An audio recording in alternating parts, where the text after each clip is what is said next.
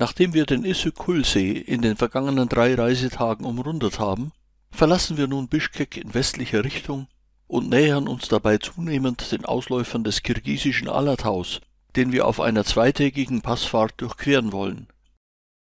Als erstes erreichen wir den 3180 Meter hohen Töö-Pass. Rasch haben wir das Stadtgebiet von Bischkek hinter uns gelassen und kommen auf flotter Fahrt durch die Ebene der sich wie eine Wand vor uns auftürmenden Gebirgsregion immer näher.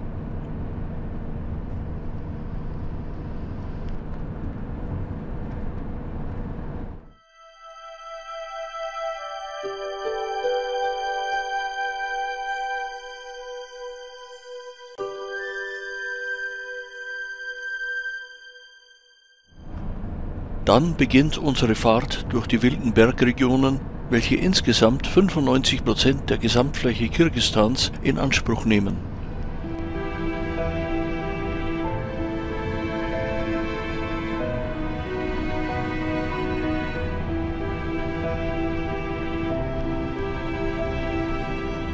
Zunächst langsam, aber gleichmäßig ansteigend, gewinnen wir zunehmend an Höhe.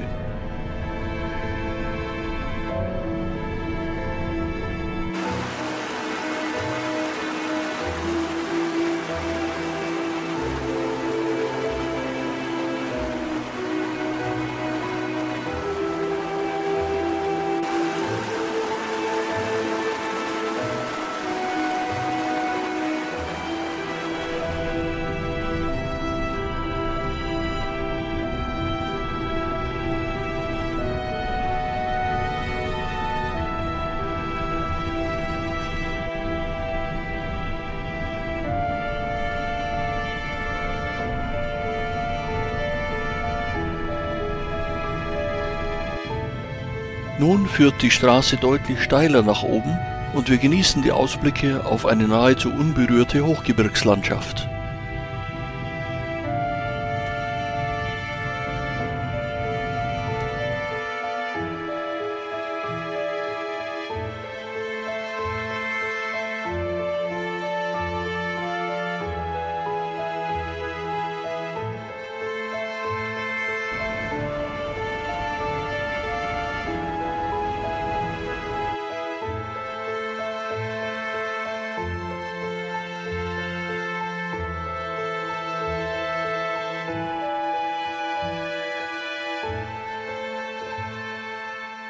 Vom Talboden wendet sich unser Blick nun wieder nach oben, denn noch sind einige Höhenmeter bis zu der Passhöhe zurückzulegen.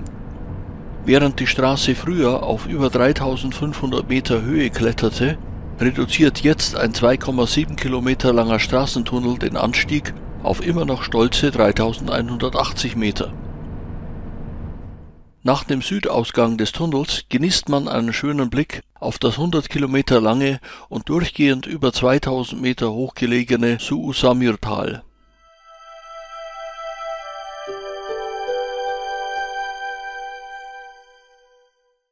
Nach unserer Durchquerung des Straßentunnels geht es nun hinab in dieses Hochtal, dessen Verlauf wir nun in westlicher Richtung stetig ansteigend für knapp 100 Kilometer folgen. Danach geht es in südlicher Richtung durch ein weiteres Gebirgstal hinab zu unserem mitten in den Bergen gelegenen Übernachtungsort. Von oben können wir den Straßenverlauf schon gut einsehen und erreichen wenig später das steppenartige Hochtal mit der attraktiven Berglandschaft im Hintergrund.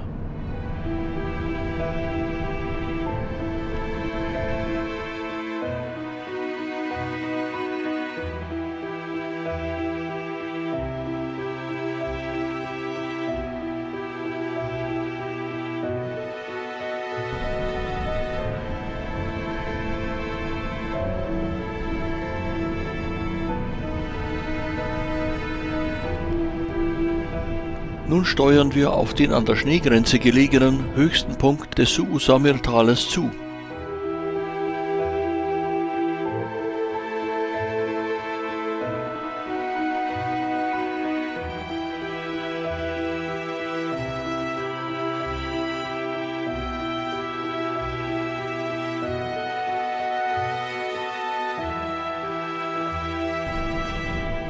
Von hier aus geht es nun in südlicher Richtung stetig bergab durch die weiterhin durchweg attraktive Landschaft.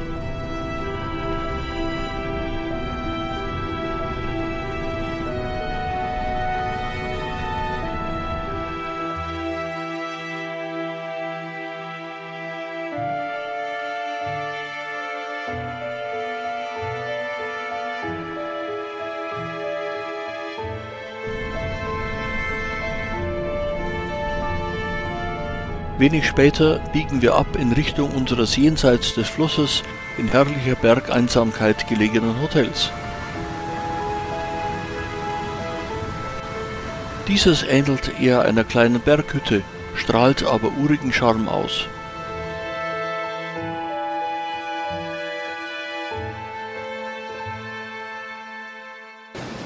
Für die Gäste hat man hier wundervolle Wohlfühloasen rund um den von den Bergen herabrauschenden Wildbach geschaffen.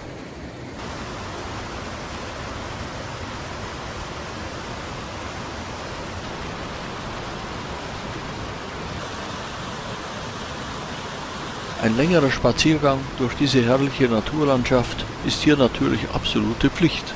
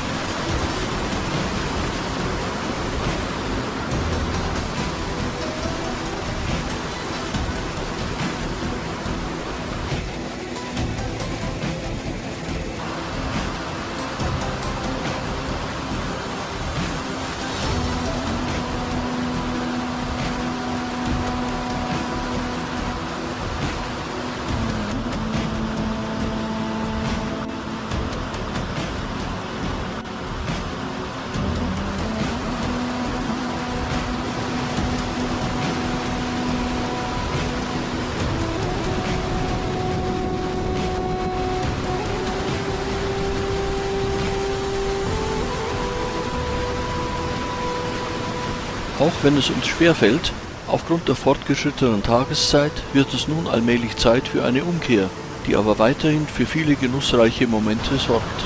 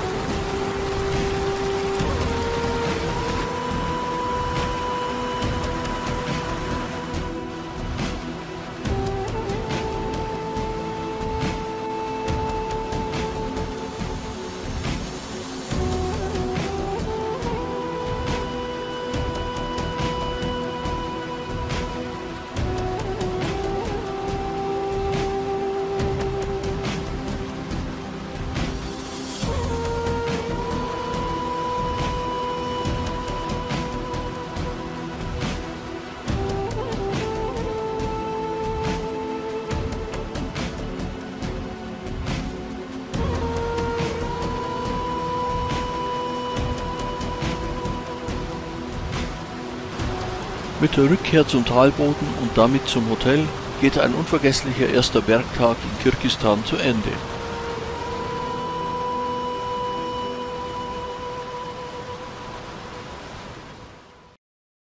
Nach der ca. 250 Kilometer langen Bergetappe des Vortages steht uns heute eine zwar deutlich längere, aber nicht minder beeindruckende Fahrt durch die Naturkulissen Kirgisistans bevor. Die erste Etappe führt uns dabei zu den malerischen Landschaften des Toktogul-Stausees mit seinen atemberaubenden Aussichtspunkten. Wir starten von unserem paradiesischen, auf 2000 Metern Meereshöhe gelegenen Übernachtungsort und freuen uns bereits auf die spektakuläre, ca. 1000 Höhenmeter talwärts führende Fahrt durch majestätische Bergkulissen.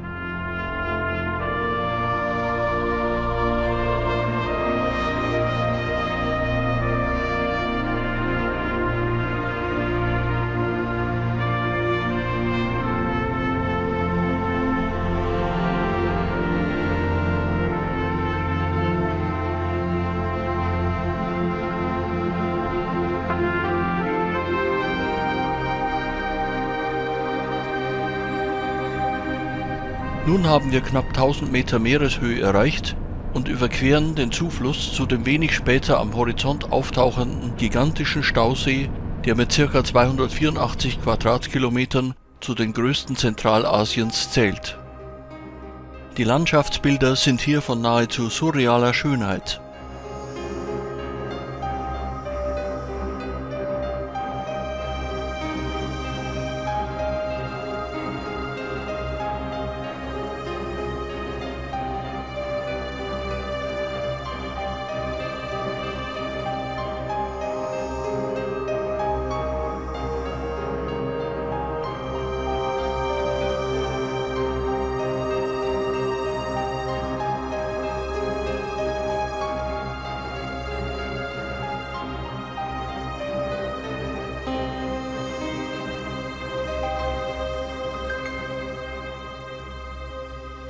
Aussichtsreich geht es nun weiter entlang der Uferlinie des Sees, bevor wir eine weitere Passhöhe überqueren und dann für viele Kilometer dem malerischen Abflusstal des Stausees folgen. Schließlich erreichen wir das fruchtbare Ferghanatal und umrunden das in Kirgisistan hineinragende Usbekistan. Die Stadt Özgün ist bekannt für ihre geschichtsträchtigen Mausoleen und Minarette. Zunächst genießen wir die Panoramafahrt entlang des Sees.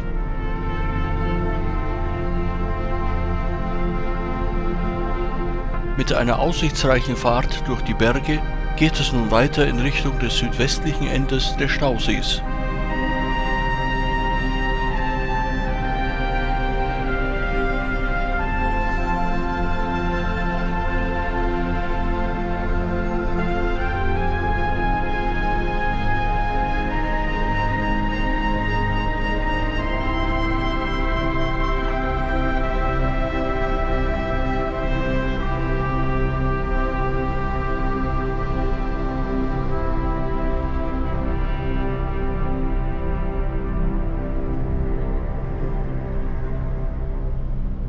Wir nähern uns nun dem schmalen Canyon, der für die Anstauung des 65 Kilometer langen Toktogul-Sees genutzt wird.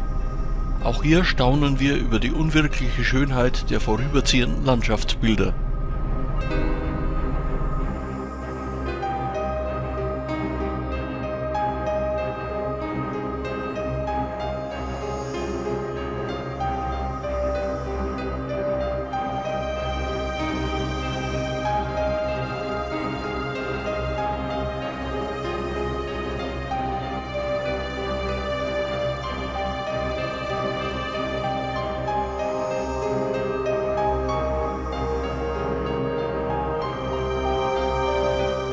Die zunächst türkisblaue Farbe des Wassers verwandelt sich mit Annäherung an die Staumauer zunehmend in ein tiefes Dunkelblau.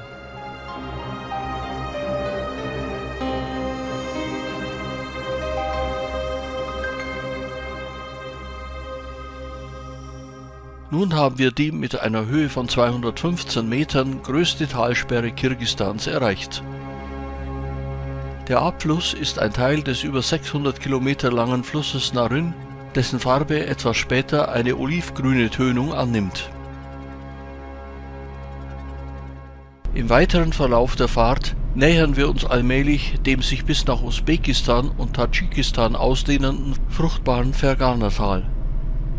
Besuchenswert ist hier vor allem die Stadt Özgün, einst ein bedeutendes Zentrum der Seidenstraße, Handelsplatz und Zollstelle. Zu den Zeugnissen dieser glorreichen Vergangenheit zählt beispielsweise das 28 Meter hohe Minarett, welches während der Blütezeit der Karachaniden, einer türkischen Herrscherdynastie, die im 11. und 12. Jahrhundert Mittelasien beherrschte, erbaut wurde.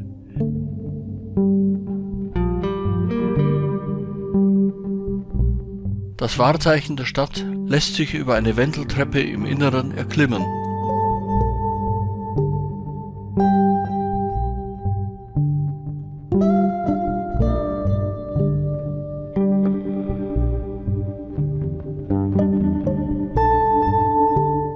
Auf dem weitläufigen historischen Komplex findet man eine weitere bedeutende Sehenswürdigkeit, 3 unmittelbar aneinander gebaute Mausoleen der Karachanidenherrscher, ebenfalls aus dem 11. bis 12. Jahrhundert stammend.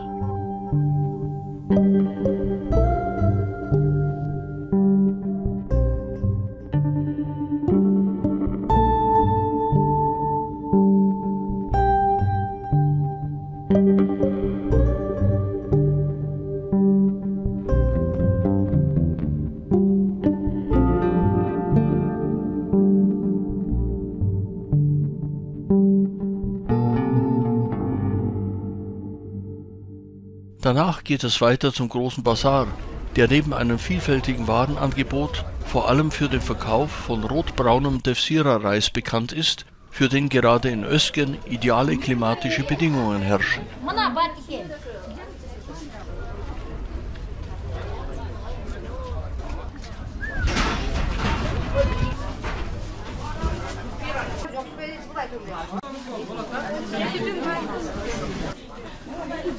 Nach einem kurzen Aufenthalt im modernen Zentrum der Stadt, wo sich auch gut sortierte Supermärkte befinden, nehmen wir die letzte Etappe unseres Tagesprogramms in Angriff. Am späten Nachmittag erreichen wir die Stadt Osch und unser Übernachtungshotel.